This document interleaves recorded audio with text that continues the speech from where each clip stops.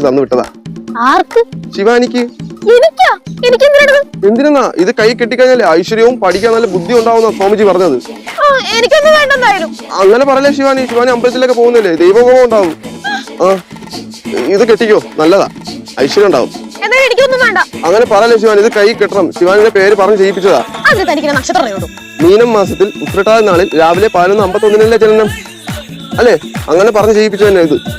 നമ്മുടെ അമ്മൂമ്മയ്ക്ക് ഒരു ഇത്രയും കറക്റ്റായിട്ട് ഇത് വാങ്ങിക്കും ശിവാനി. എനിക്ക് വേണ്ടടോ. അങ്ങനെ പറയല്ലേ, നെഗറ്റീവ് എനർജി തിരിച്ചടിക്കും ശിവാനിക്ക്. അത് മാത്രല്ല, പഠിക്കേണ്ട ബുദ്ധിയും പോലുള്ള ഐശ്വര്യവും താന്നു. ചേച്ചി മേടിച്ചോ? അല്ലെങ്കിൽ തന്നെ പഠിക്കാനുള്ള ബുദ്ധിയില്ല, ഉള്ള ബുദ്ധി കൂടെ പോയി കഴിഞ്ഞാൽ മേടിക്കും. നല്ലതാ.